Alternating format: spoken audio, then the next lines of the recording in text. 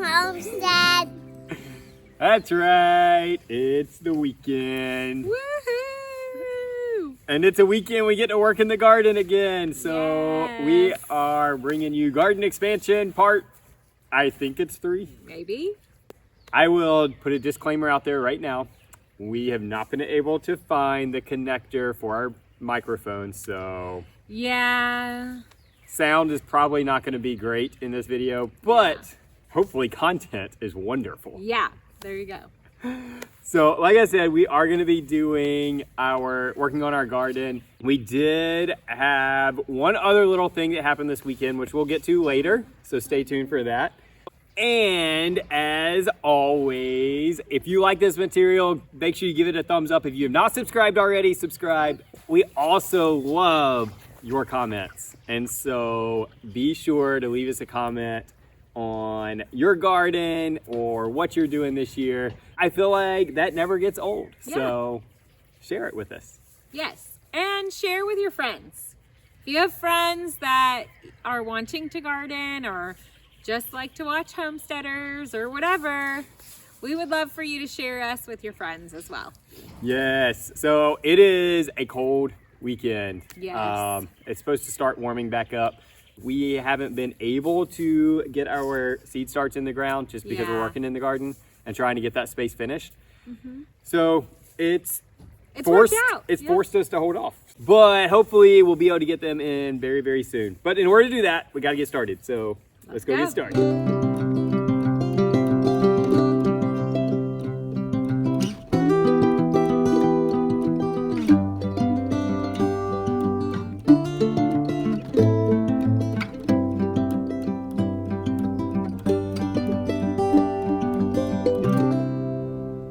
I do want to take a second to show you what we are doing with these trellises. I'm going to back up and try to give you a visual. So we have these trellises attached to the back of our raised beds, and our ideas in doing that is that if we can provide some protection for some of the cooler weather plants that we enjoy, like lettuces and some of the root vegetables that can't have the harsh sun and tolerate the heat of South Carolina, we are hoping to provide some shade for those vegetables. So the plan is to have vining vegetables go over the trellis and provide a nice protected space for some of those vegetables that we love that need to have a little more shade. If you want to do something like this in your garden space, it's really important that you pay attention to the sun in your gardening space. We know that planting where our beds are, we aren't going to be shading out any vegetables that need that sun that are behind the trellis. We don't want to lose that valuable growing space, so we have been really intentional to make sure we provide shade where we want it and not where we don't want it. So I went and got some topsoil so that we can start filling our raised beds. This is actually a new place that has just recently opened up near us that I was really excited to try because we don't really have a lot of landscape supply places around us. So I went over there and I'm pleased with this. I actually said topsoil. This is compost. Sorry, not topsoil. And it's really reasonably priced. Now, I don't know what all's in it. I didn't ask them. It does look like it's probably mainly like a topsoil and then wood chip mix, but it does have a good consistency. It does have, you know, the small like wood pieces in there that will break down, continue to add nutrients. So I'm very hopeful for this stuff. So we're gonna get this stuff put into the raised beds.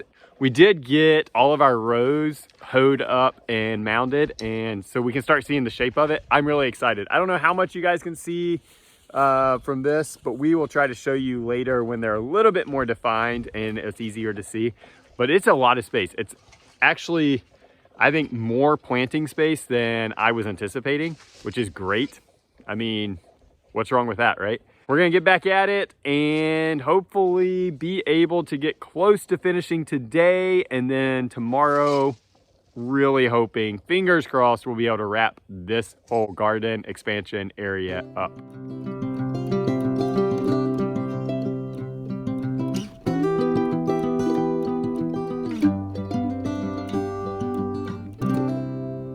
One thing that we are growing on this side of the garden this year is tomatoes. I'm really excited because last year we did have some blight. It's all the way on the other side of the garden, so I'm hoping that we'll avoid it this year. We never really had blight before, so that was part of the problem. We didn't really know those early signs. We just thought the tomatoes were responding to the harsh heat because it got really hot really fast. But then once we realized what was really going on, it was too late and we just ended up losing them. Thankfully, we got a lot of tomatoes out of that first initial harvest, and we still have frozen tomatoes in the freezer.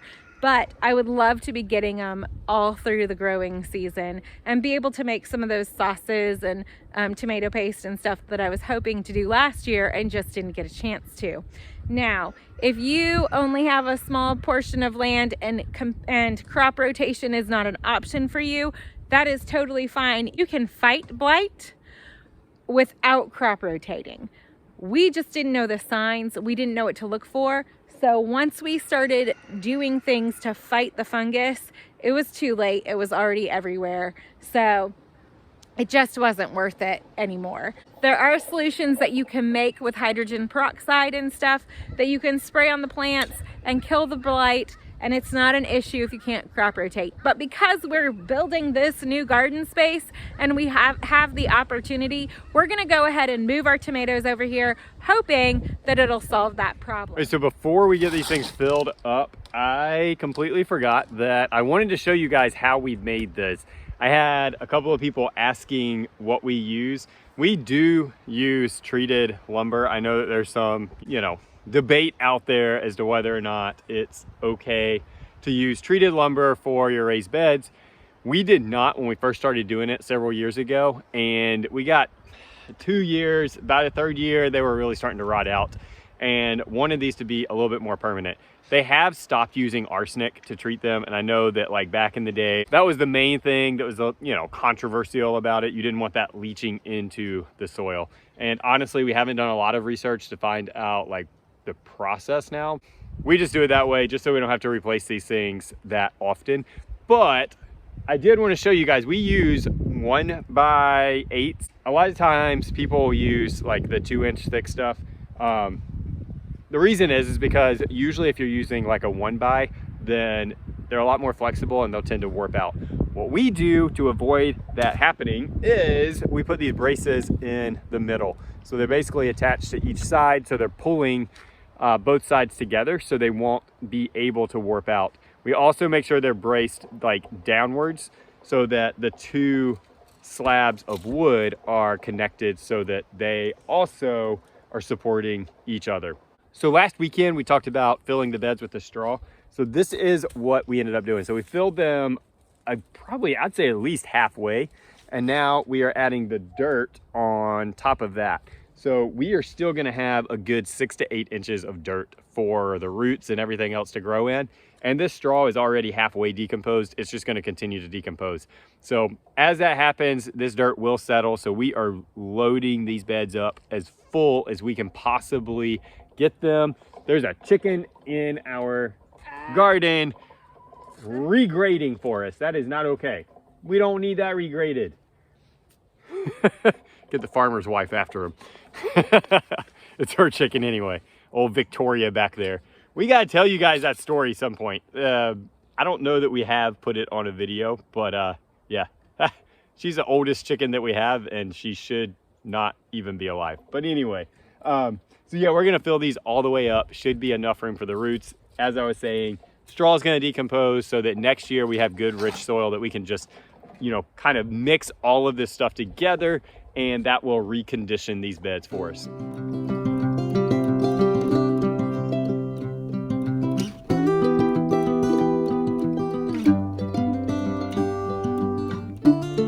All right, we got our boxes filled up. now it's time to start with the fun stuff.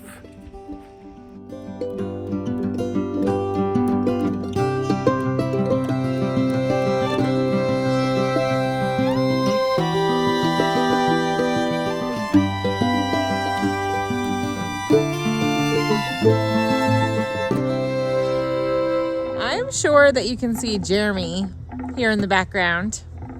I didn't even know he had thought about this. It's the biggest load I ever did. That's the biggest load you ever did? See? I see. That was a lot. Okay, so Josiah decided to come out and help us. You'll see what I'm doing when I get back. Okay. I didn't know really what could go there because we need it to access all of our rows and our beds and everything. But it's going to be a great little central location for this flagstone and the thyme and a bird bath. Making a garden room. We're making a garden Those room. flat blocks that we just brought over are for the ground right here in our garden room. And these are the beds. Yep. These are beds that we're gonna plant stuff in. And this is all of it. Over here is some too. Here, yeah. This is like a elevator. See, a layer and then a layer. That's kind of like an elevator. Awesome. Great job, Joe.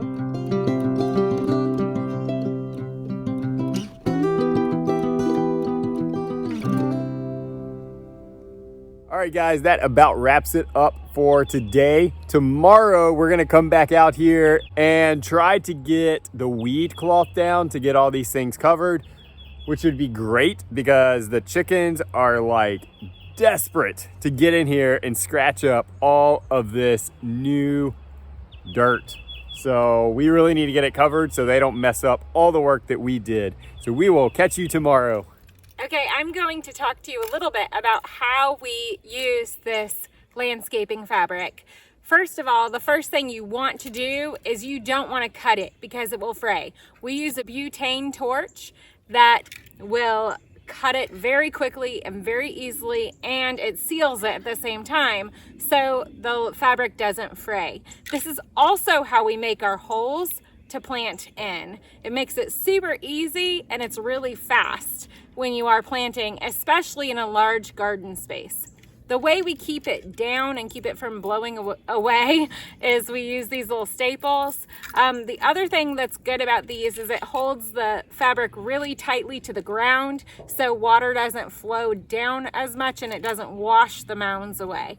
So we've been really happy with it. Last year was the first year we used it and we loved it. We didn't know if there would be too much heat like bouncing off of it onto our plants, but it really wasn't a problem.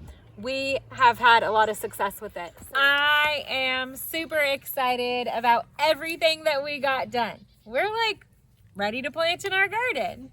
We're actually going to try to plant, and then we're like, you know what? We probably need to feed our kids. That minor detail. They might appreciate that.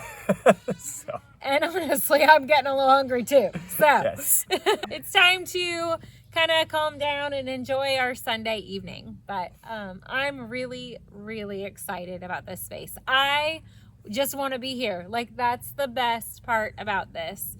I've already caught her out here several times, just like sitting, enjoying it. So it makes me happy.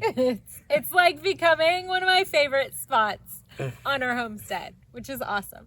So We did not do a ton of filming today just because we were really trying to knock it out, but we did get a lot done. The weed fabric in the garden is typically like a really easy thing that you can put down and saves you a ton of time throughout the season because it's going to suppress all those weeds. In this case, because of some crazy designer that tried to get creative with the garden, it took some finagling to get the weed cloth down.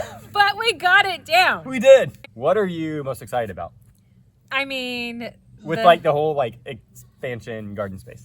I mean, definitely what's behind us. I mean, I love that I can sit and work in the raised beds and have this like very serene, calming area in the middle of it with the bird bath and the rocks. I just feel like the added texture really gives it more beauty and a calming space. I don't know. I'm excited about that space, but what I'm excited about it is I cannot wait until like our garden starts growing up around it and creating those green walls that will enclose this little area. Yeah. That's what I'm excited to see. That's going to be awesome. You might find me out here with my coffee and like a goat in my lap or something.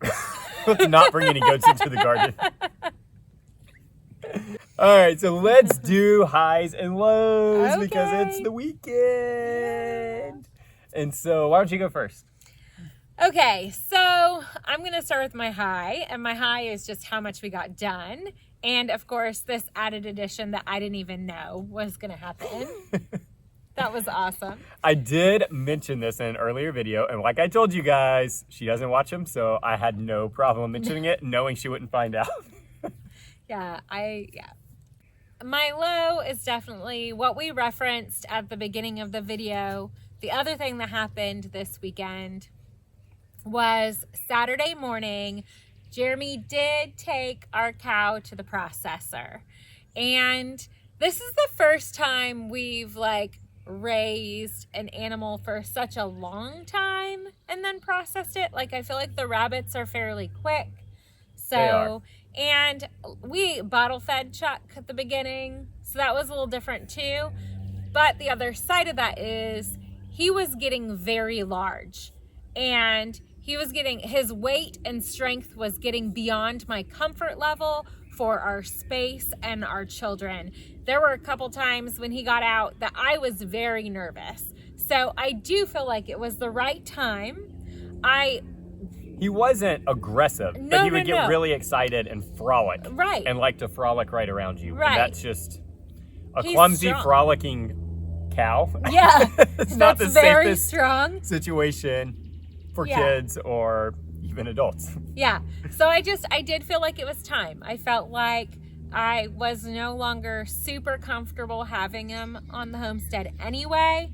And we just went to that pig processing class. I'm really excited about the opportunity to have the food. And that's what we are doing. Like, that's why we said yes to taking Chuck, was we always knew he was here for food. And I like that food security. It's going to be hard. Like I don't want to lie to you and tell you it wasn't difficult, but it was hard. But at the same time, I know that it was the right thing for us and our homestead and our family. Yeah, it definitely was bittersweet, but I mean, he was a year old, and that was the time frame that we had set from the beginning. Because we don't have pasture, so we've been feeding him. But that was one of my lows. I'm not going to say that one because it was hers. So if you do want to, because this is one thing that we get asked or questioned on a lot. People question us, like the whole raising your own meat thing. We did a video on that, which I will link right now up here, that you can go check it out, kind of why we do that. It's one of probably the most controversial things in homesteading. So, but my low that I'm going to say was another, in this case, unfortunate loss on the farm. We got a little chick happy last weekend. I think we may have mentioned it in the video. We went to Tractor Supply to get hay, came back with 4 chicks because we had a broody hen, and we were successful in tricking a broody hen last year. And so we did the same thing this year. We did successfully trick our sheep. Peanut. That was not the issue. She thought they hatched out and everything. But the first day out of the nest was one of the days that we got a torrential downpour, and she had them outside the house. And unfortunately, it looks like 2 of them kind of fell off the rock that she had them on and just got way too wet, couldn't get back up to her. So we lost those 2. And then like a day or 2 later, found one that just wasn't getting under her and seemed weak. And we brought that one inside, checked it out. I don't know if it had an injured wing or injured foot or something, but it couldn't walk really well. And had clearly not been able to get to the food. So we fed it it regained strength pretty quick, but still wasn't mobile. And we ended up losing that one too. So now we're down to like one. That does seem to be really healthy. It is doing well. the chicken breed that we really did want to like have. So my high was finishing up a drawn out project at work. Took a lot of stress off. Was glad to kind of get off that project and get to moving on with the schedule. But also, pretty much the same as Cass is, just finishing up this garden space and having it and seeing it and just being able to like really get excited about it. We can start planting now, which is always a great thing if you're a gardener. And so I'm really excited about that. So we are very excited, as you can tell, about our garden space. And I just wanted to encourage you guys again to grow something. This would be a great year to start. There are some projected food shortages and projections and like increases in groceries. So the reason why we started gardening was, well, we always had gardens growing up, but for me, it was to supplement our grocery bill a little bit and just have to buy less at the grocery store. And that is a great reason to start growing something. You may not want a huge in-ground garden, and that's fine, but I would encourage you to do a raised bed or a tower or something and just grow something.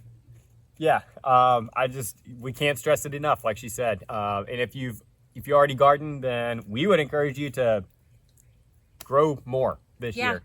We do. Thank you guys for watching. We do appreciate every single one of you guys. We really appreciate anyone who's still watching this and made it to the end of the video.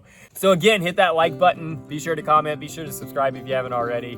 But other than that, you guys have a great week and be blessed.